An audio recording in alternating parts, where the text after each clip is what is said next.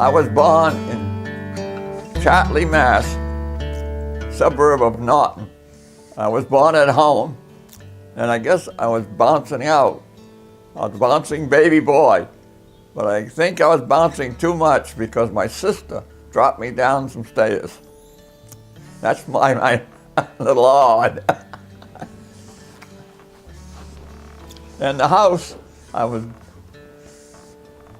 born in has a little history to it. It seems to be there was those three Lane brothers that owned 1, 2, 3 houses. And one of the Lanes that owned the house where I lived sold his soul to the devil. And the devil jumped out the window, and his footprints is in a rock in that backyard. And it's now cordoned off and is a history plate thing for the town of Norton. It's a school.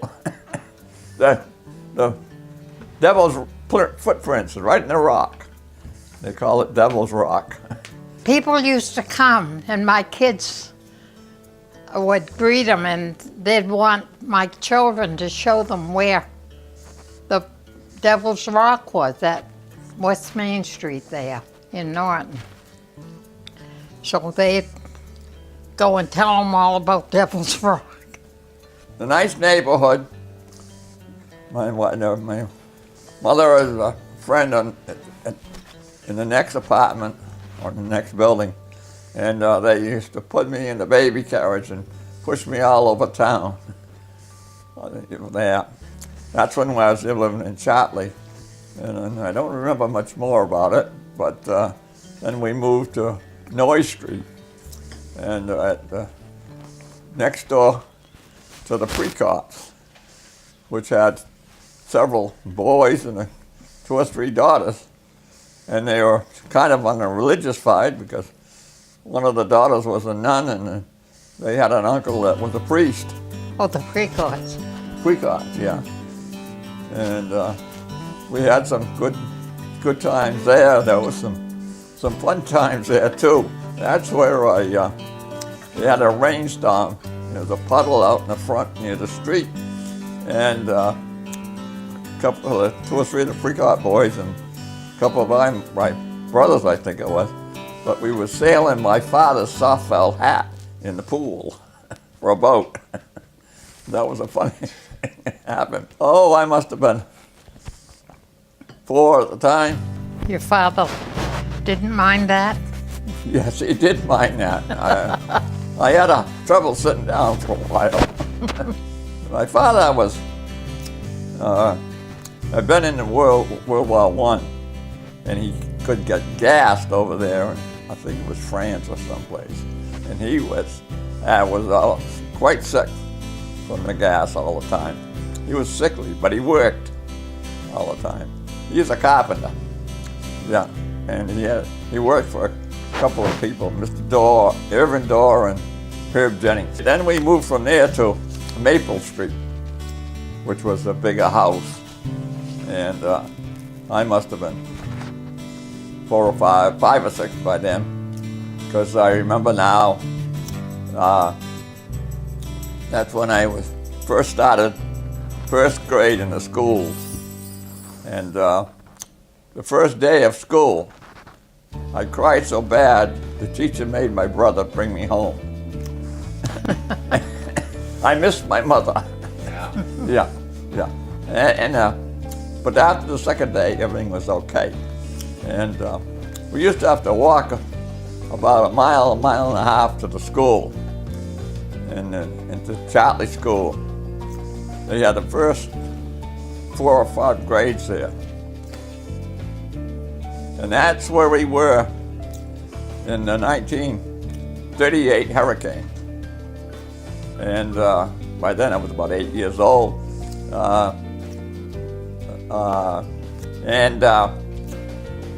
When all we knew is they were having a storm, and they sent everybody home. We had to walk home in a hurricane. Trees were falling down and rain pouring down like cats and dogs. We didn't know anything. So we got to home, and all crowded around the front window, watching for my father to come home. And all of a sudden we saw him walking up the street, but the streets were all blocked and he was walking home. And we were okay. Had one big pine tree right up in front of the house, and we'd watch that to come over, but it never fell. And that was the 38 hurricane, where everything happened. And after Maple Street, we had a lot of fun at Maple Street. There was a road going down and sort of the side of this house, and there was a house in the back. And there was a fellow out there, but Liberty was his name, Arthur Liberty. He liked skunks. In fact, he had them in his house and all this. And but there was also a big, deep thing. I don't know whether they were digging for mines, for gold or what. And we went down. We used to go down and just to look at it. And this day we went down, and I don't know what, but I cut my big toe somehow. And the kids ran back to the house. And my father, all I could think of, I was gone in the pool, in the water. But they brought me back home, and he just took my shoes off and saw that toe. And he went out, and we used to have pigs. And my father would slaughter them and keep them in salt pork. And he grabbed a piece of salt pork and slapped that in there and wrapped up my foot. That was it. That's where the second time my sister rolled a lawnmower wheel, metal lawnmower wheel, off a bulkhead, just as I was running by, and hit me on the head. So, yeah, that. And then from Maple Street, we moved to Clapp Street in Norton proper.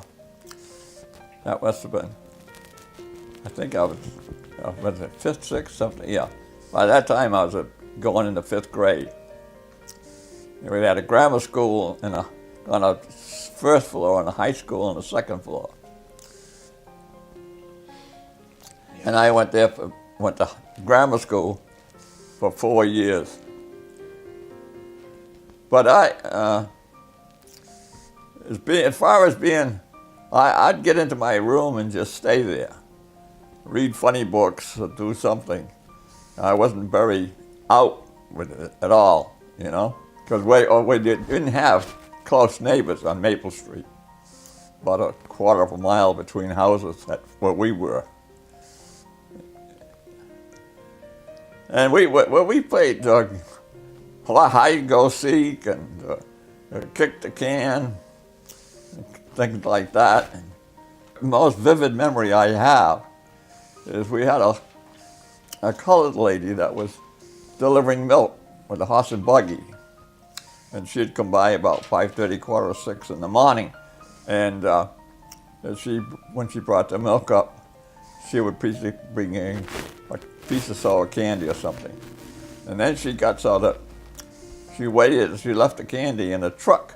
And when she came up, she would take me back and give me my candy and show me the truck and the horse and stuff. And then she would give me rides up and down the street for a little bit with a horse and buggy. And that vivid memory stayed with me because she was just, Annie Daphne was her name, and she was colored. But I never knew anything about that. She was a nice lady, you know.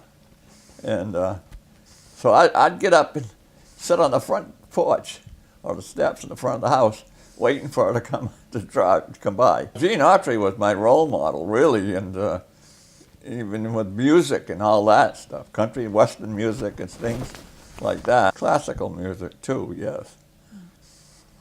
Well, the best memories I have of my parents is that, my mother, you know, she would let me help her in the kitchen, and she would sit down and talk to me. My father would take us fishing in a couple of ponds, would go fishing, you know, for a while, 3 or 4 times a week sometimes. And then he had a friend up in Chartley that had a big farm, a lot of farmland.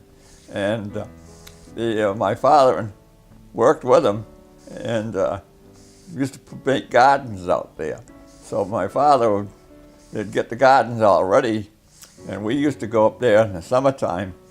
My father would load us into the truck and go there and be out there all day long, pulling weeds and getting the gardens ready and everything. My brothers and sisters would go down to down in the back was a swimming hole, and they'd go down there, but I never liked water, so I just kept on pulling weeds, and we had a great time. And then the harvest time was good, and we helped each one bring it in, and we would go blueberrying. My father would go blueberrying and different things, so we'd bring the vegetables and all the stuff home, and at harvest time, and my mother we'd can them and put the carrots or turnips and stuff like that in a dirt cellar on the sand. And when it comes to the winter time to have something to eat, my father would go downstairs to get some food, and half of it was gone. My mother had given it away. At Christmas time, my father and 2 or 3 of us kids or a couple of kids, we'd go out and cut down the Christmas tree in the woods and bring it home, and then make all the decorations for it. And 4th of July was a big holiday for me because we go up to Attleboro to my aunt's house, and probably be a couple of days there because we'd go to the big fireworks over in Attleboro. And my father didn't take us. No. That's the time we took the buses, and we'd be there. That was the one, 4th of July and Christmas were the holidays. The biggest event was the Depression, and what was it, WPA that I think it was Roosevelt put in, didn't he? Franklin Roosevelt. Franklin Roosevelt, work something, because people that could work for the towns and do things for the schools, and then get paid from the government or something. I don't know, but they call it WPA. The words that used those was "we putter around." That's not true. No. My father worked hard. My father. Oh yes. It was very, very bad at that time. My father worked for WPA, and he didn't putter around. He, if it snowed, he would start driving truck plowing for the town of Mansfield. He'd plow until the storm stopped. He earned every cent he got, but it was a real blessing to have. I mean, I don't know what would have happened if he hadn't had that income, because we barely had food to eat. He didn't get that much, but it saved us really. I was born in West Mansfield, June 1st, 1931. That my mother had gallbladder trouble at 3 months, and she said to the nurses, "You take it easy on me," because they were rough, because I'm pregnant and I'm going to have this baby. So take it easy. So she came through and I'm here. We lived on West Street in Mansfield. Then we moved down and stayed with my grandmother and grandfather further down on West Street.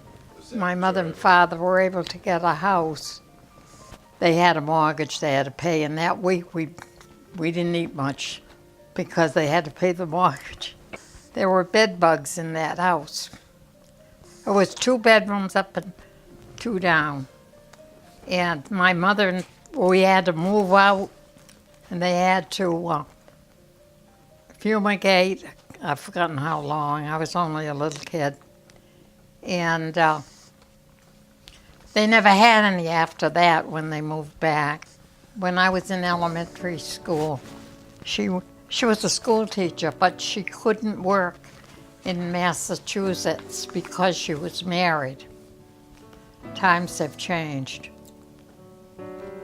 She had to go to Maine. She had a 6-room classroom, had to get the fires going in the morning, and she taught school, stayed right up in Maine.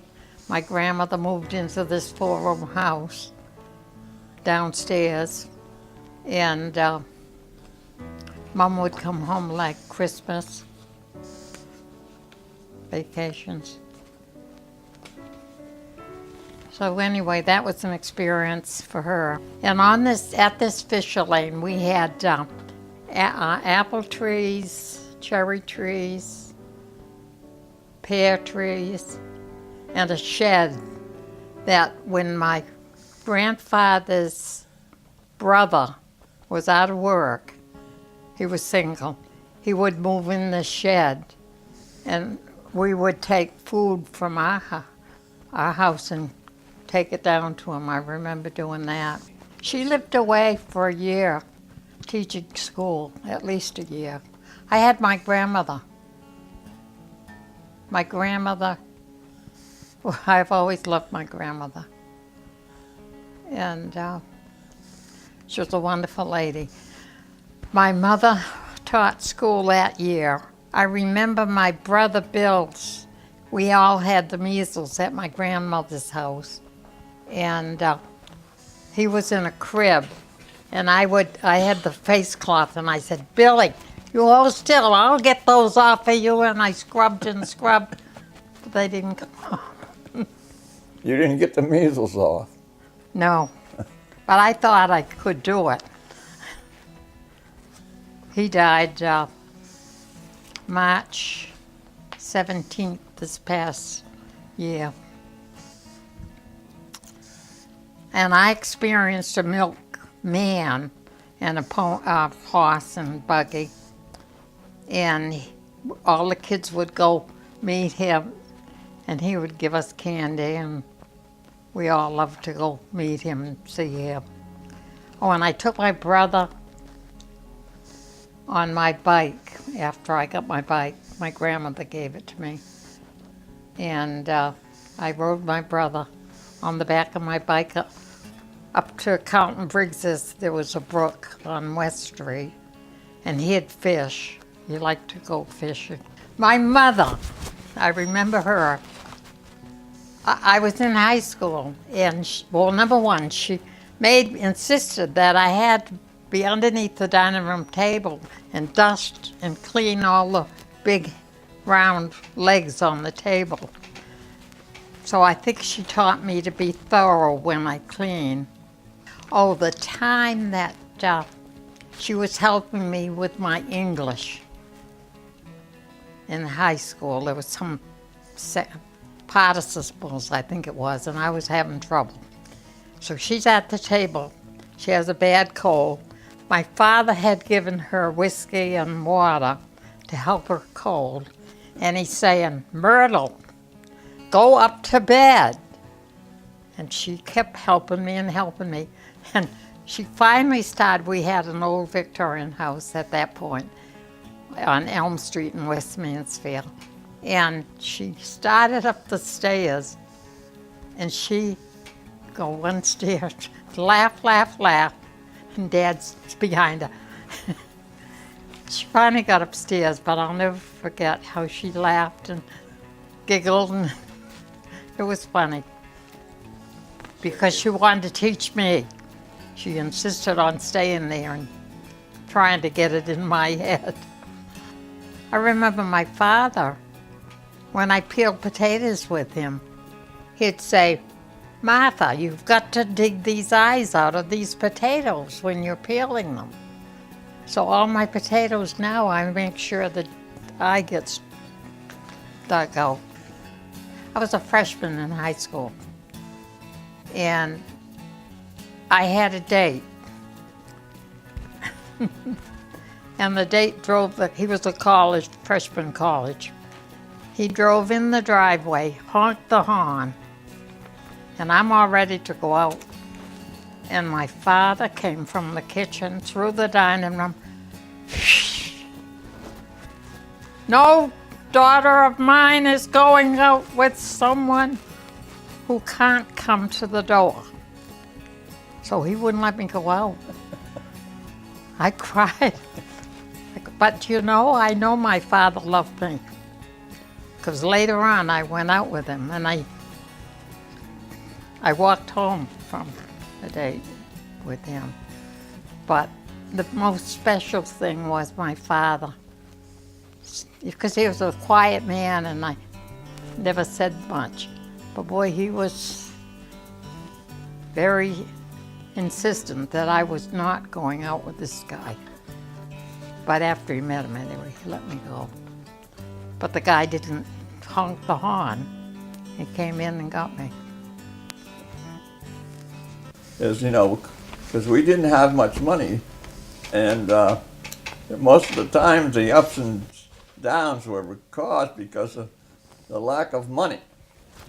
And but as far as I can, their marriage was okay. They loved each other. My father made all the money because he was a carpenter. He kept it all up. My mother was just the housewife. My father enjoyed his work as that. And they spent money always wisely on food and clothing and things like that. And I don't have any recollection of my grandparents on either side. I went to the high school at the Norton High School. I was, for those years and some of my younger years, I was a follower. In other words, you got to get into two different type of crowds and to follow them, and they're going in the wrong direction. And I think it was my third year of high school. I had two teachers that were very good. A home economics teacher, Mrs. Hondon, and my problems democracy teacher, Mrs. Finlater, were just my mentors, really. And they kept me going. So there was three of us that stuck together, and we got expelled from school. And my mother, her mother at that time, was really outspoken to me, and my mother, and we got together with the teachers, the two teachers, and the principal, and I was allowed back in school, but the other two fellows never did go back to school. And that was around my beginning of my third year or something, but I had to hold back. And when I went back, I was really a leader of a lot of things. It changed my life because of her mother and my mother and the two teachers, set me down and talked to me. I wanted a future to straighten out. And I went to, it's my senior year, I was vice president of a class, vice president of student council, treasurer of the athletic association, and then chairman of the senior class play. So I had a busy time. Well, they know, I visited her mother and my future mother-in-law at that time. She let my daughter have a guy like that, a man like that, So, and then my mother got together with the teachers, and they went down to the school, and I got back in. That was a change of life. I had to do things right and not follow people, but make decisions by my own, and buckle down at school.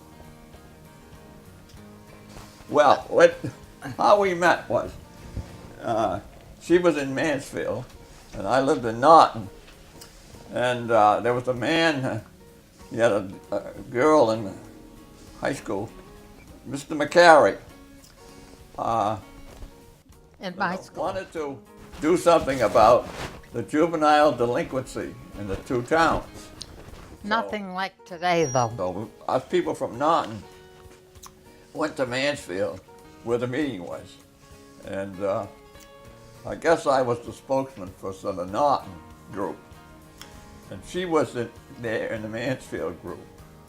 And I didn't know it myself at that time, but she was kind of taken at me because of how I spoke and all this, you know, how I presented myself at the meeting.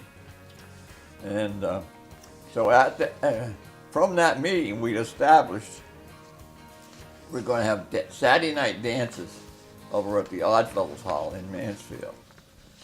And so that about 7 or 8 o'clock on Saturday evenings. So the group of us from Norton would walk to Mansfield to the dances. And How many miles was that? About 5.5 miles, something like that. Yeah. And she liked to dance, but I couldn't. I was all left feet when I danced. And You went like this, honey. That drove me crazy. But somehow we noticed each other. And that's what the flower started to blossom. And when I was in a taxi business in Norton at this time. And You were a senior in high school, senior right? in high school. But I've had my taxi business for long before that. But anyway, I would go out for a trip to Mansfield. She was working for a doctor on Rumford Avenue, which I had to go right by, doctor's office. And in the afternoon, I would come back by and stop and see her. So, you know, making more connections. And once in a while, I used to drive her back to her house in West Mansfield. One thing led to another thing. And we started dating. That's how I met her. I liked the way he stood up in the group and contributed to the meeting.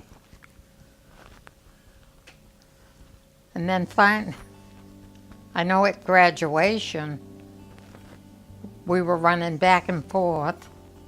She graduated from Mansfield in '49, and I graduated from Norton in '49, from the 49ers.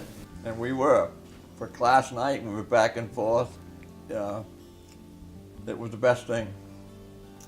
And then as far as college, I didn't have no thoughts about college. All I was thinking about was Martha. Oh, I think it's time he sang for You you. want me to sing for you? Okay. I had a song. No. I'd walk a mile for one of her smiles, my Martha. I didn't care whether it was east or west, but I knew which way was best. I'd walk a mile for one of her smiles, my Martha. I love it. He hasn't written it, he just sings it. I sang as bad as I danced. I think you do well. I did. Carol Shaw wanted him to, my girlfriend, who's taught music, piano, recorder. She sang for the soprano in Boston. And she wanted him, she was also the church choir director. And she wanted him to, she would have had him trained. But he didn't have time. He was too busy working all the time. He had to work. Now, I think he does real well. My brother was running a taxi business, and I don't know whether he got tired of it or what. I was still I think I was still a freshman in high school, and he just let me take it over. So I took it over for him. And I had another friend that was he went off to be a state trooper, but he would pick me up at my house and take the taxi, take me to school. Then after school, he would pick me up, and then he'd go about whatever he wanted to do. So that helped me out. So I drove all through high school. I had the taxi business.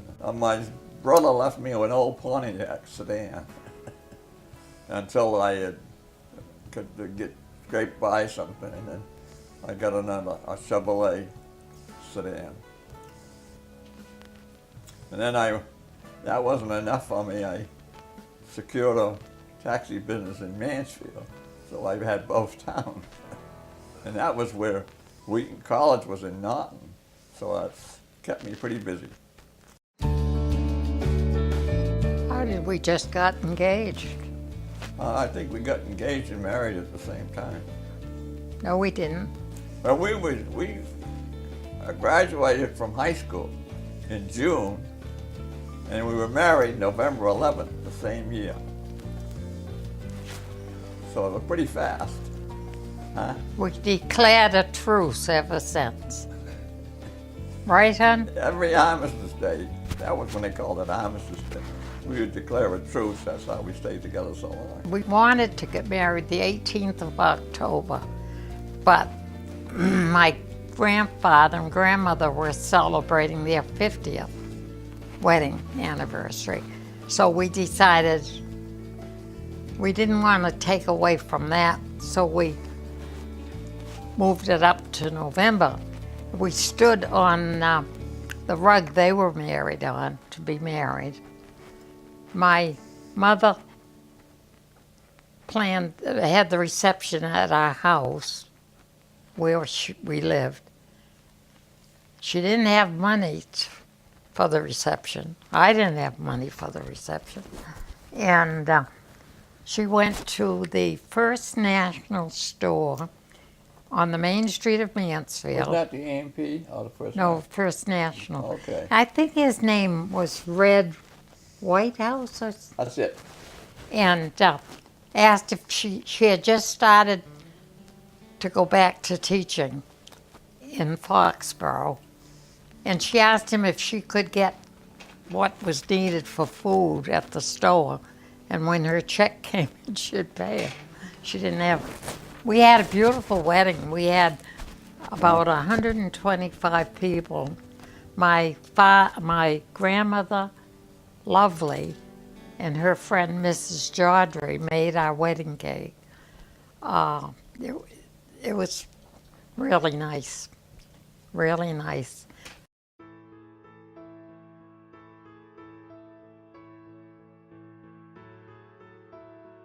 My sister was maid of honor.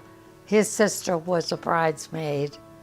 And my little sister, who was 3, Millie, was the flower girl. So she was 3 when we were married. She just passed away November 9th, 2015. So, anyway, we had a nice wedding. Where did we go on our honeymoon? We went to Providence, Rhode Island, to the Hotel Biltmore. You remember? I wanted to get to go put my nightgown on, and your sister had sewn the legs of my pants together. We went to down at Biltmore in Providence for our honeymoon. Because I couldn't stay away that long. I mean, because everything, but yes. And we enjoyed it. Great. In fact, the day you were married, you took a Wheaton girl to someplace. Before the wedding, yeah. Before the wedding. Where did you go? Went to Providence Railroad Station. Okay.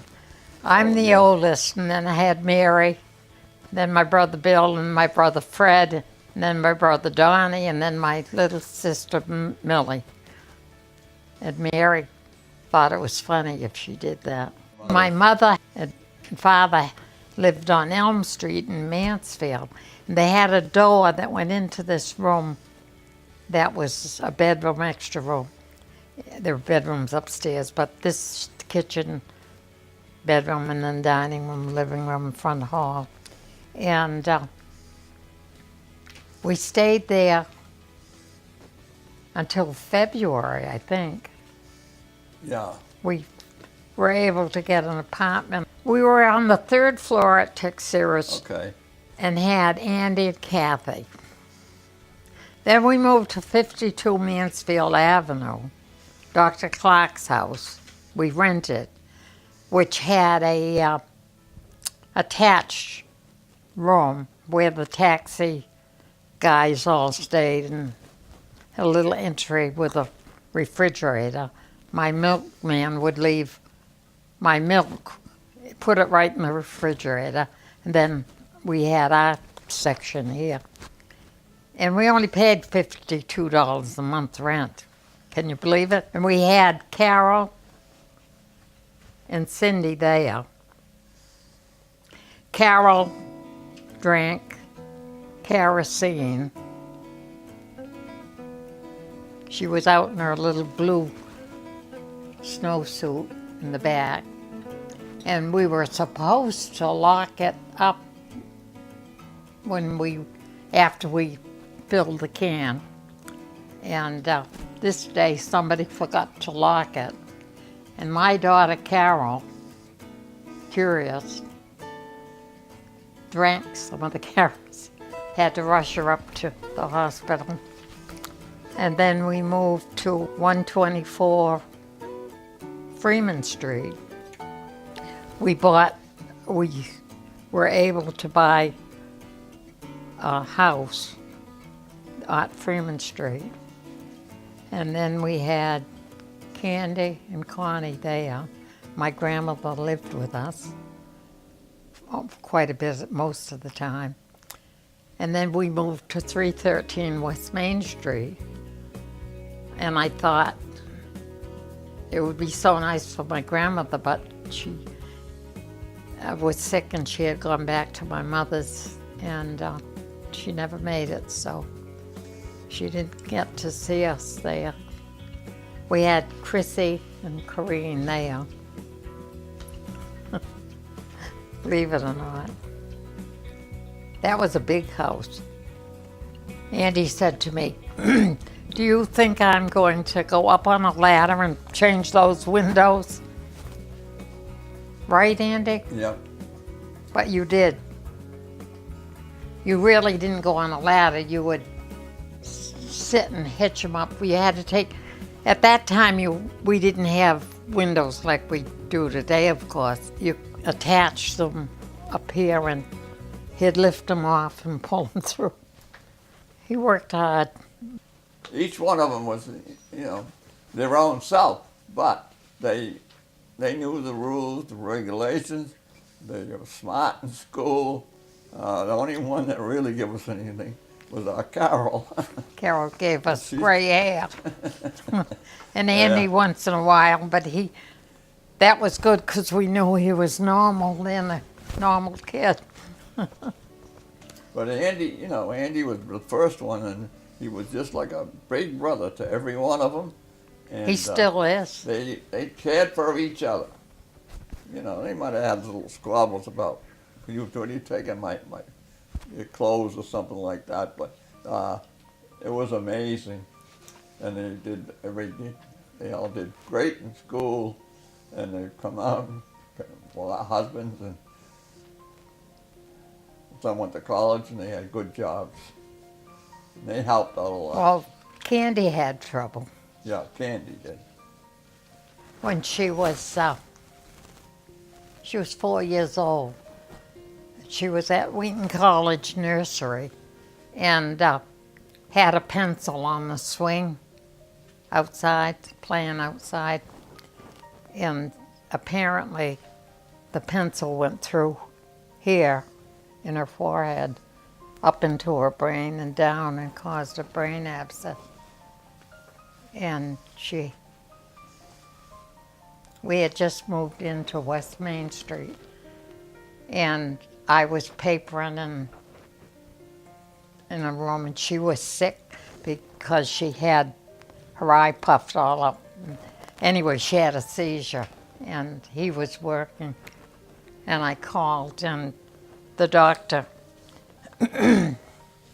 checked her all out, and then he called us back and said at first he thought it was from the measles or chickenpox, whatever she had. And he sent her to Rhode Island Hospital, and she was in 39 days there. She had eye surgery, then she had brain surgery, 10-hour brain surgery. And then she had to go back later and have a couple of other surgeries.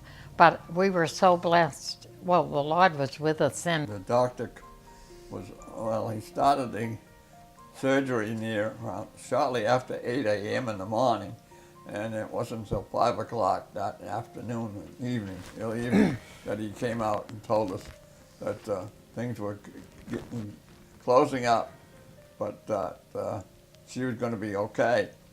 But he said it was massive. Yeah. Yeah. Anyway, she came home the 39th day, and our insurance covered us for 40 days. We were lucky. She died May 25th very suddenly. She had her birthday April 26th, and May 25th she died in her sleep in 2017. Her husband, she lost her husband 5 years after they were married. He had a brain tumor. He got sick in January, died May 1st. My son, he went to high school, and he was going to go into service, but I guess they turned him. Well, he wanted to play football, and we kept saying, no, we don't think that's a good game for you to play. But he was set up to go there, and they found out he had something wrong with his legs. He had, what was the kissing disease? It was going around that. How he got it, I don't know. But they called it the kissing disease. And I didn't want him to play football, but I always believed that if they wanted to do things, I had to let them do it. So he played football, and then he got sick. And mononucleosis. And the doctor said, no football for the rest of the year. And then the next year, he was into 4-H and didn't think about football. So I lucked out. He got into 4-H, and then he had a friend in the next town in Mansfield. He liked animals and cows and different things, So I guess from what he was working for this other fellow, gave him a cow, but young he worked beef cow it was. He worked for John Zecker. Yeah. He wanted a job with cows, right, Andy? What? He wanted to work on a farm. We thought it was a good idea if he worked on a farm. And John Zecker offered to take him. We said, you don't have to pay him, just so he gets the experience. And so the end of the year, in September, they had the Springfield fair, and Andy went up there, my son, and took care of everything for John, and John gave him a calf. Right, Andy? Go ahead. I'm finished. You can do it. No, he used to, because of being in 4-H, he would show the calf at fairs, like Marshfield Fair and things like that. And this day, they were going to show the cow at the Marshfield Fair. Martha was over there, she used to go there quite often. And he said to his mother, he said, you're just good using your hair today, because the mothers can show the cows. Now, the thing. And I never did anything. He built a barn. I went out and helped him from one block once. And the cows he had, I never fed them. I never had to do anything. And so he said, you have to take them around. So anyway, I did, and I got third prize. I was so proud that I got this ribbon because I showed the cow. The story of this whole thing is that he, had another couple of cows too, I think. But he built a whole barn by himself. Yeah, one guy helped him pour the cement for the floor, and then they built the rafters up on the top. But he built that barn all by himself. Andy thought the girls needed a pony. So, we looked out one morning, and we had 2 ponies instead of 1. The pony was pregnant then. we had this little pony we called Millie after my sister. And the cows he had, the first one was Jeannie, one of the girlfriends he had. And then he started naming each cow that he added to his barn for his sisters. And then we slaughtered Jeannie. We had it slaughtered. And the A&P butcher came to the house, cut it up so we could freeze it. My son and I wrapped it, and I said to him, "What do you want for dinner tonight?" And he said, "I want a steak." What he was wrapping. I couldn't believe it. And he said, "Mom," he said, "that's what I raised her for." I mean, it was a beef calf. I didn't think he'd ever be able to eat it. He did. The Avenue Dairy Bar, that was a restaurant in a sort of a Dairy Queen like. Before that, I worked in a general store, a Pratt store in Norton Center, and Wheaton Inn, which is above it there. And I also worked at the Jenny gas station. All 3 of them at the same time. That was when you were a teenager. That's when I was a teenager. Yeah. And then we delivered the morning paper for the Boston Herald. And then I got the call from the paper from the office. They wanted me to go to work for the paper in the office. I mean, I remember when I was being interviewed by Lester Zwick, the editor, and he said to me, "What makes you think that you can handle this job if we give it to you?" And I said, "There's only one way of finding out." And he said, "What is that?" And I said, "Give me the job." And I had it. Yeah. And I worked for the Boston Herald. Yeah. Well, you had your own dealership for a I had while. my own dealership, but I turned that over to them. Yeah. And I was what they call a roadman. In other words, I was a liaison between the dealerships and the stores and the paper. They were working me to death, really. And I tried to find out from the union if I had any recourse that I could, they could cut back. And they said no. So then I read the book and found out I could take a 6-month leave of absence to get away from it. And that's when I decided to go to Bangor, Maine, the Bangor Theological Seminary. And after I'd been up there the first semester, come December, I came home, and just before Christmas, and they were having an open house at the high school.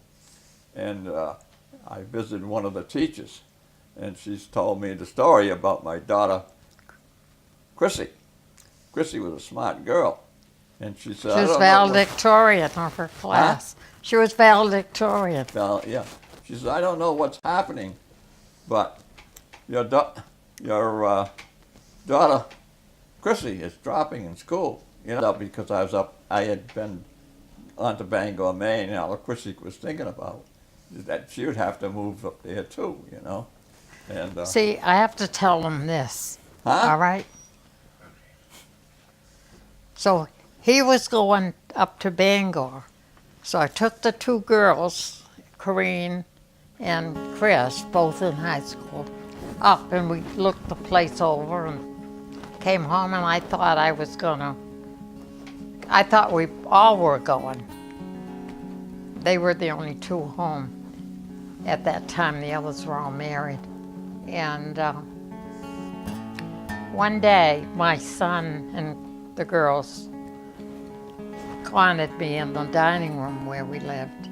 Said, "Sit down, Mom, we want to talk to you." They said, "Chris is so, she's going to get a lot of scholarships, and it don't take her out of school now and move her up there. She needs to stay here and graduate." That was fine because I felt the Lord told me anyway that I wasn't going. I was going to be home. Yes, that was the time I came back home. And I stopped and talked to Irma Whiston. Lee was napping.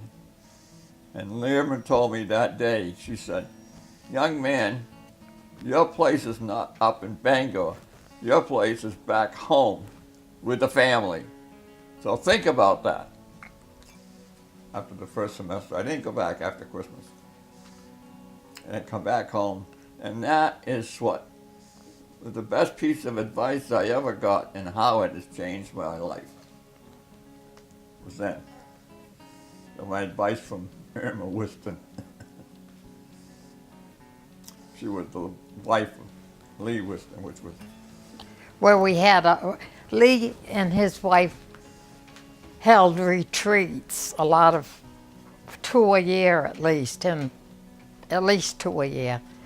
And we were very involved with Faith at Work and the Friends of Lee's group in New England. And so they were like mentors to us. Yeah. Lee especially, and Irma. And I know that I could have handled his trip up to Bangor, except he came home every weekend. I would,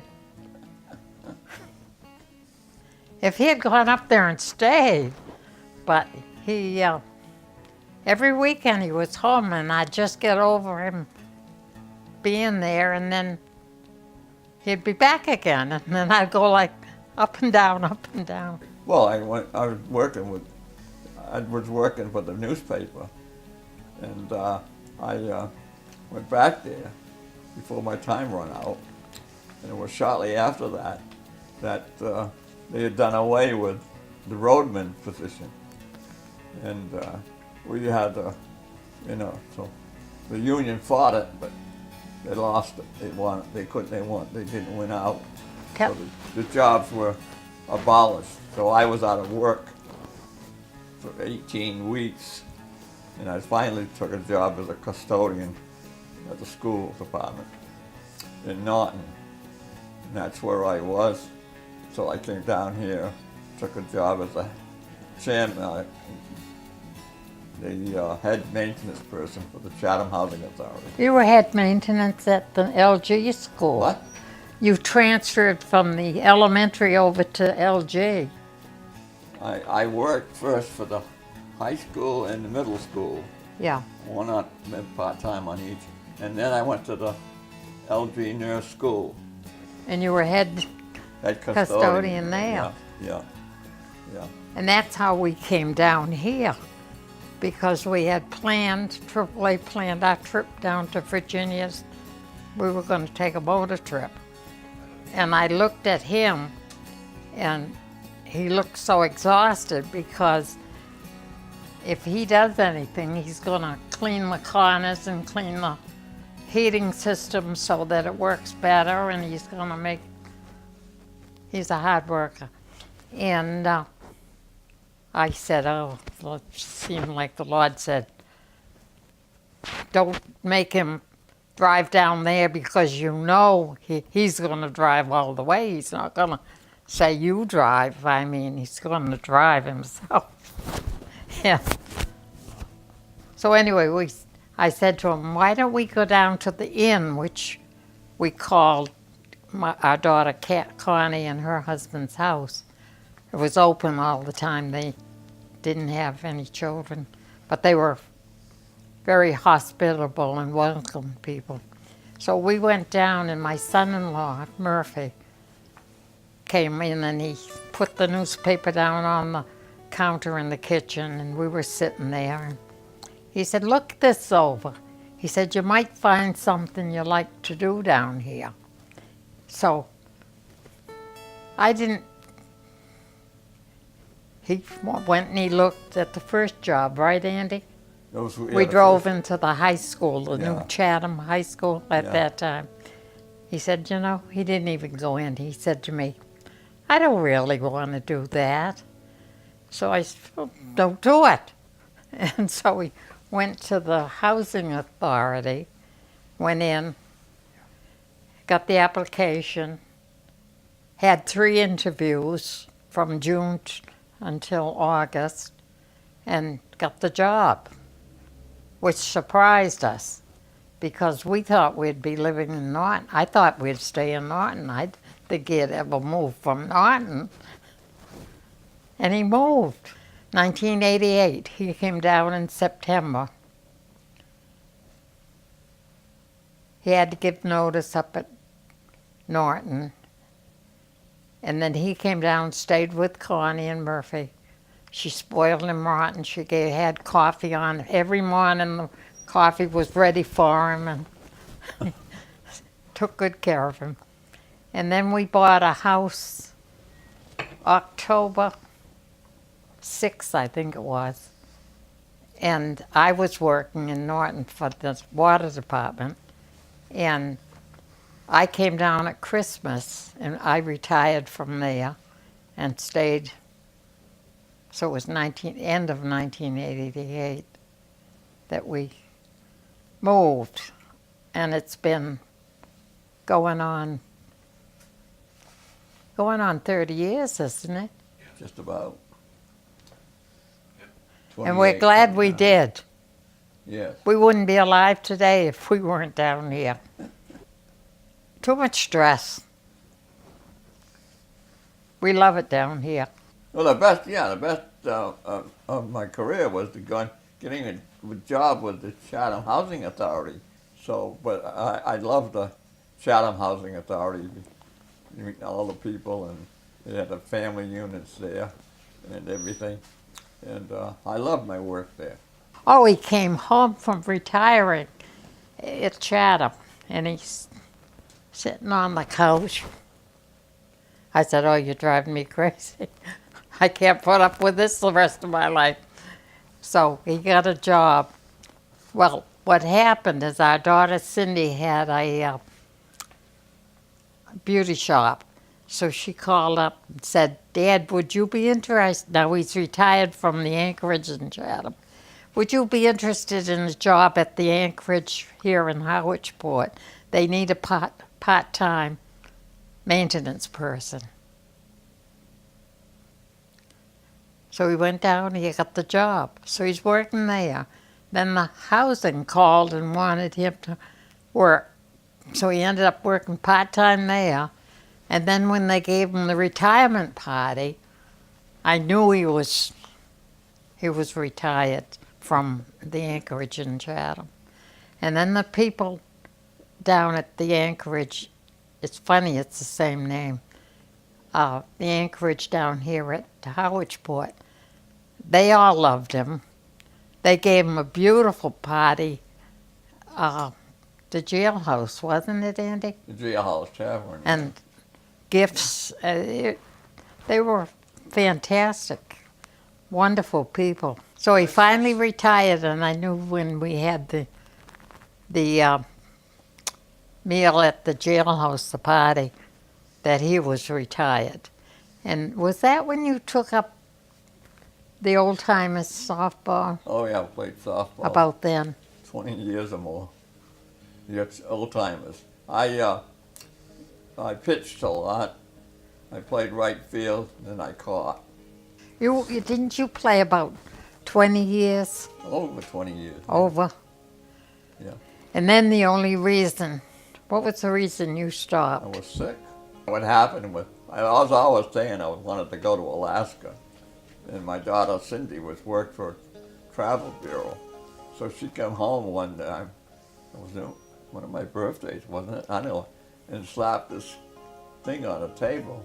She said, "You always wanted to go to Alaska." She says, "Here's your tickets." I said, Your ticket, "Well, here's your, what it is, I the don't know what it brochure was." on it. But it was, she had booked me a trip for the both of us to Alaska. Honey, you paid for that. Oh, I don't know. Okay. It was a good trip. Yes, wonderful. What they did, the kids all thought when we went to Alaska, we were going to just fly and get on the ship. And that's too much at once for you. So they got together and they bought a ticket at this hotel. I don't remember the name, but it sat right there and you could look out the big window and see the ships come in. So we saw our ship come in, unload, and get ready to take off again. It was in Vancouver, and it was nice. They were right. I always tried to be a straightforward person and honest with people.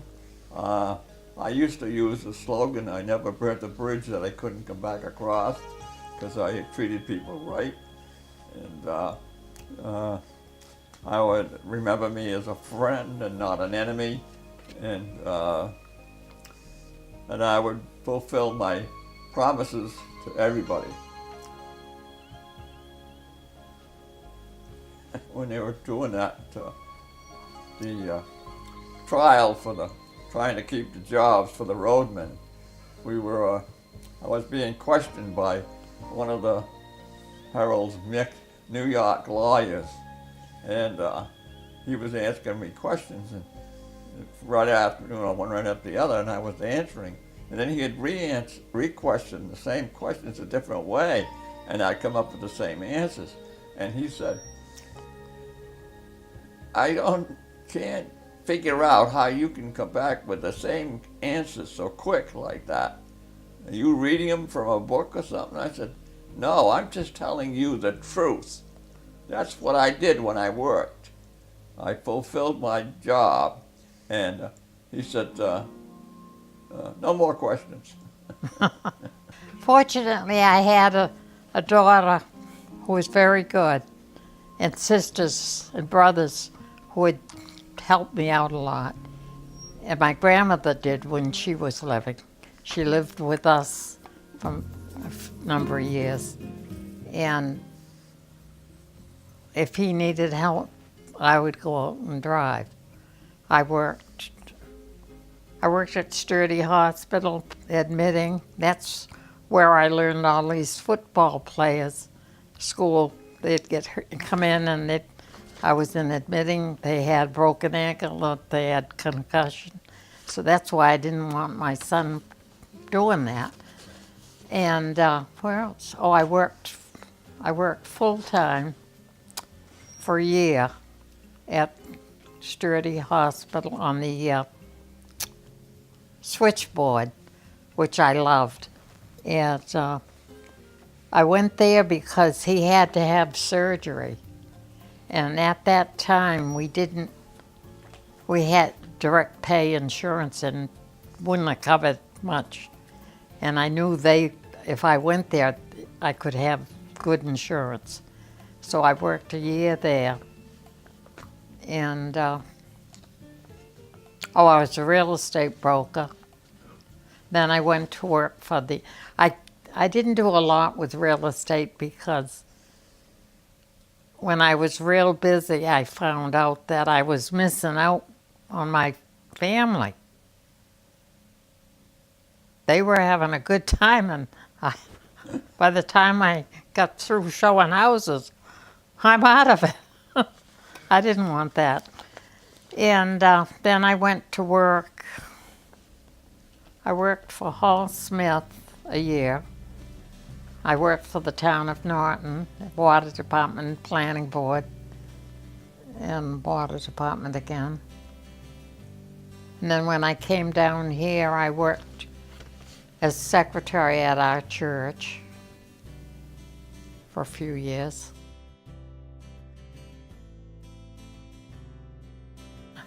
I would like them to love me and remember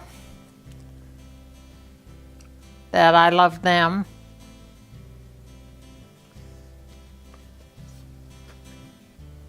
That it's important in life to have your faith. If you don't have faith in the Lord, then you don't have much to live for. I hope you realize you can't spend all your money on and charge credit cards.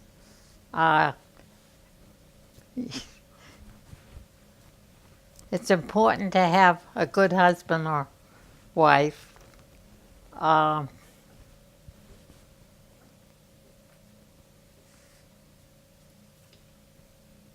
That's it. How you could get good, honest politicians? Vote for the right people. Take care of the government. I enjoy my family, my wife, and even though I can't do too much, I enjoy reading. I didn't read much before, and doing puzzles. I enjoy company. Happiest, proudest. Happy and proud moment. The day I got married. Oh, he said the right answer. These are questions. We've been married, what, 68 68 years? 68 years. We were married 68 years in November. Nice. That's a long time. Yeah. Never thought we'd make it at times. The secret is the both of you knowing that there is a Lord and Savior, and have faith. And we had an experience, spiritual experience. Andy did separately, I did separately, and my oldest daughter did separately in 1 week. And it really profoundly changed our relationship. And I think when you know the Lord, and really believe that He changes you if you're open to it, because we've had our differences, but we can argue now and then say we're sorry and make up easily, more easily than we used to be able to. Right, Andy? You're right, yeah. You're right. Do you agree with me? I agree with you 100%. But anybody that tells you life is a bed of roses with no problems is not telling the truth, because you've got your ups and downs, and it's so good to be able to take care of the downs and live with the ups.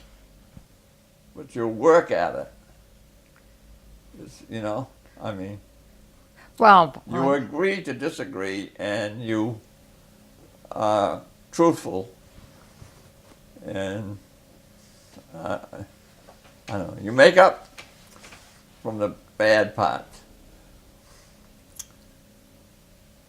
when we had our most difficult time, his mother told him what, Andy?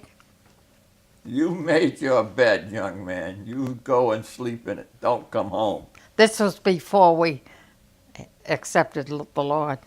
And my mother said to me, she said, Mom said, just wait till the children grow up. So that was as much as saying, stay and work it out. And then we really had that spiritual experience, and that saved our marriage, I think. I just was having a tough time, and I remember putting my hand on the washing machine and my head, and it felt like, I haven't thought of this for a long time. What did the Lord just spoke? I felt that he was speaking to me. And then that same week, remember, you tell your end, Andy.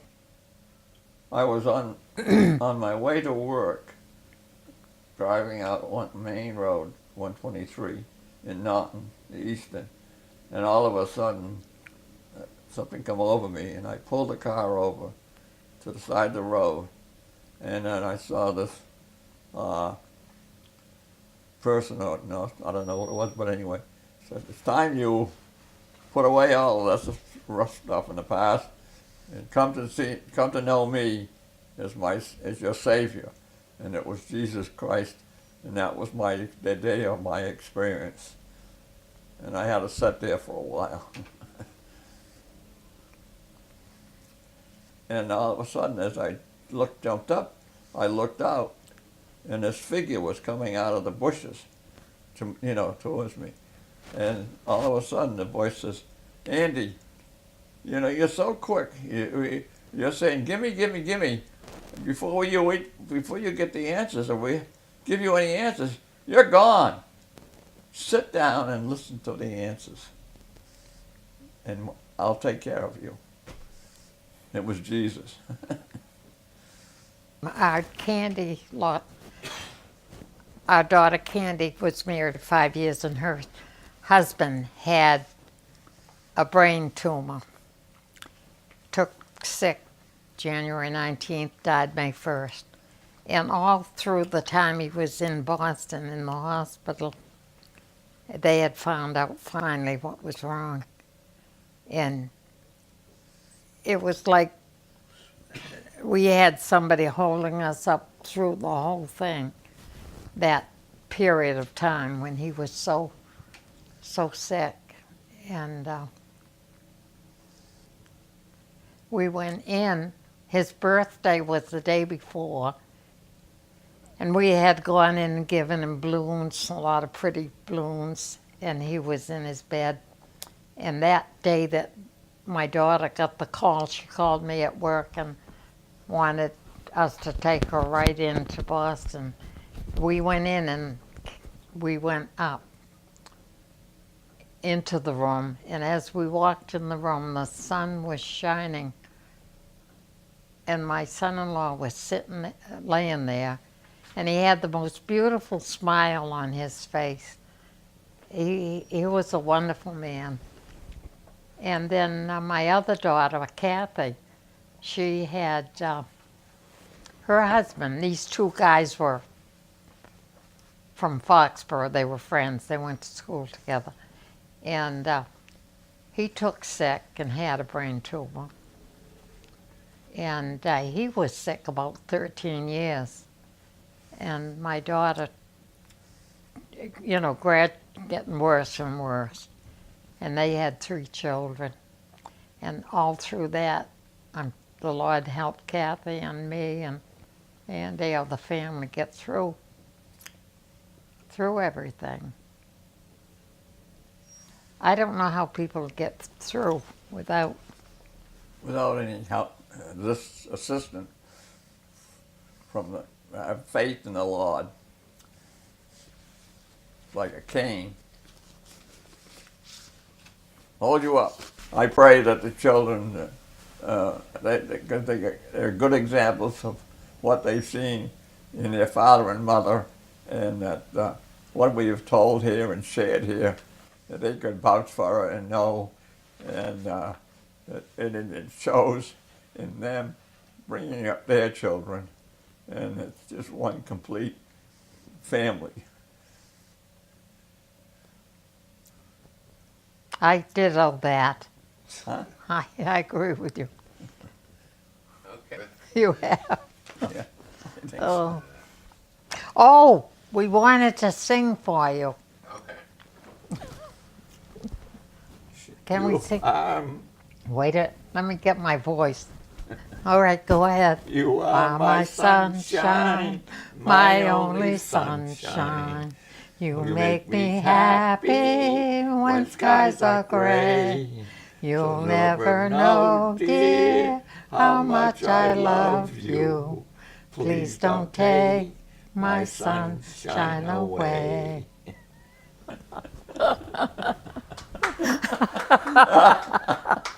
Nice.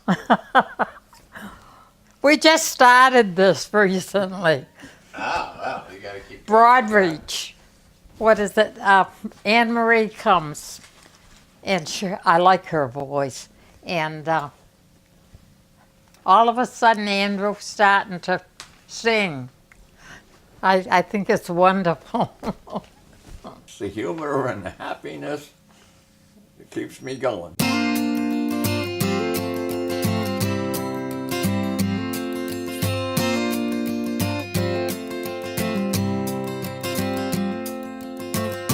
You belong among the wildflowers. You belong in a boat out at sea. Sail away, kill off the hours. You belong somewhere you feel free.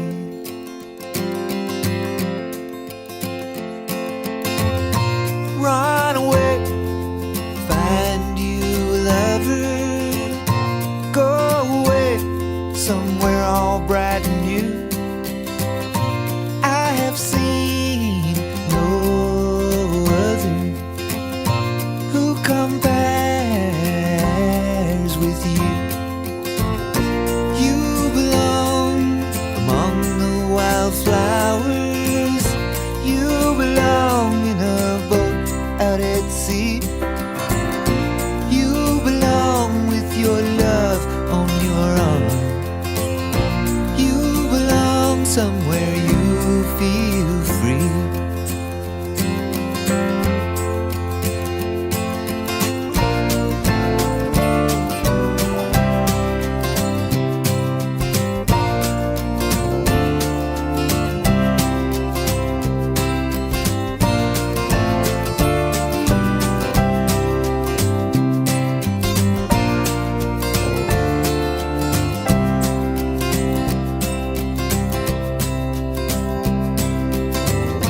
Run away, go find a lover. Run away, let your heart be your guide. You deserve the deepest of cover. You belong in that home by and by. You belong among the wildflowers. You belong somewhere close to me, far away from your trouble and worry. You belong somewhere you feel free.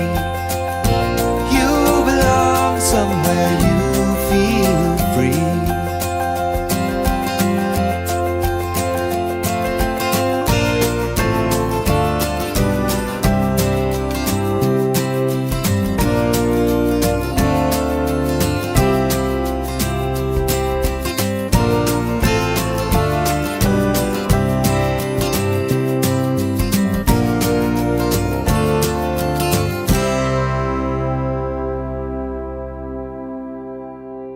Like this group would get so quiet. Thank you, God. Can we also just say a blessing to you now for this whole family? Lord, we thank you for the family you've given us. We thank you for the gathering right around here now. We just ask you that many blessings come from this day. We ask you that we know that each one of these children, the youngest to the oldest, have come from you, Lord, and that you take care of each one of us. So now we ask you to bless the food we're about to partake of, and bless each conversation around the table, and bless each one with good life and happiness forever. We ask all this in the name of Jesus. Amen. Amen.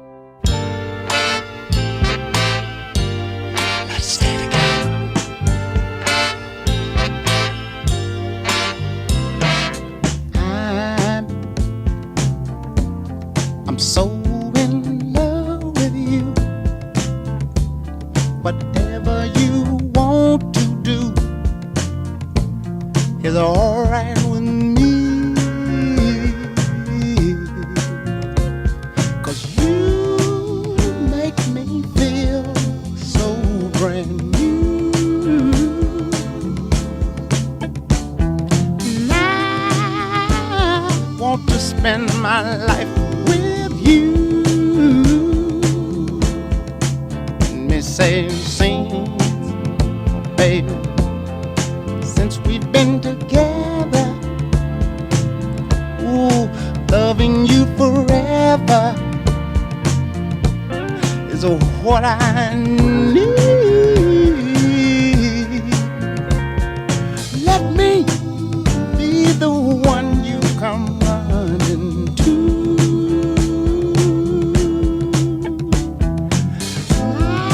I'll never be untrue. Oh, baby, let's stay together, loving you weather times are good or bad, happy or sad.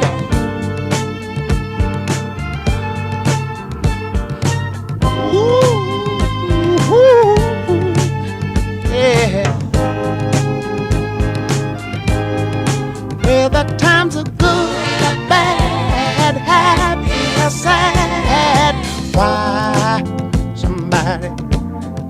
Why people break up, oh, and turn around and make up?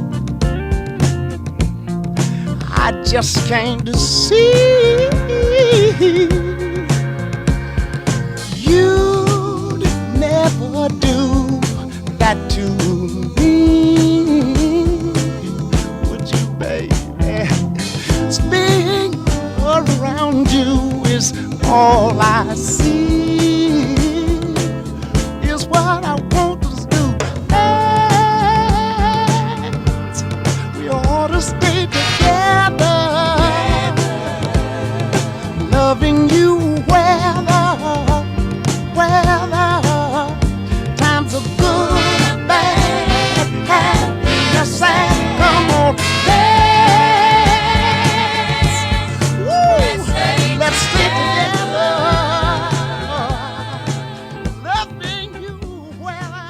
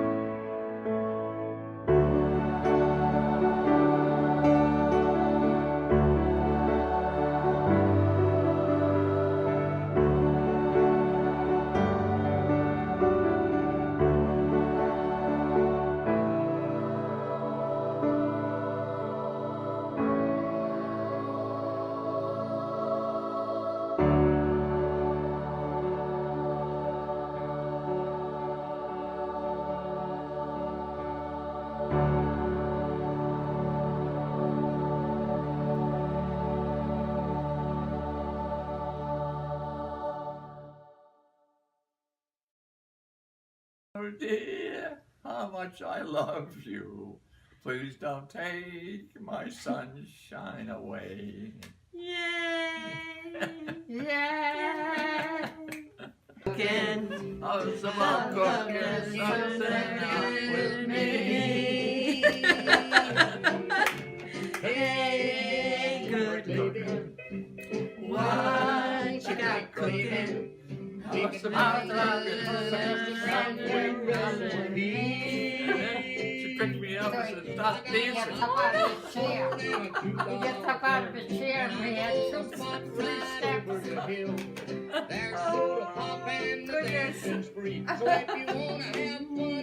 Come with me. Hey, good cooking. What you got cooking? How's about cooking something up with me? Oh my God. Anyway, the kids from Norton and Mansfield started. And we had music, kids would play, you know. Yeah. And he's dancing. Drove me crazy. I couldn't control my arms. They didn't I dance never all by told him themselves. any. I never told him. I just preferred to dance with John. About the time you were out with somebody else and I sat up on the bridge waiting for you to come home. Oh, that was, I can't remember his name, but he gave me beautiful roses when I graduated high school. And you sat up on a bridge and waited He for and it. his buddies were going to Yeah. beat him up. Oh yeah. So there was some spunk in me.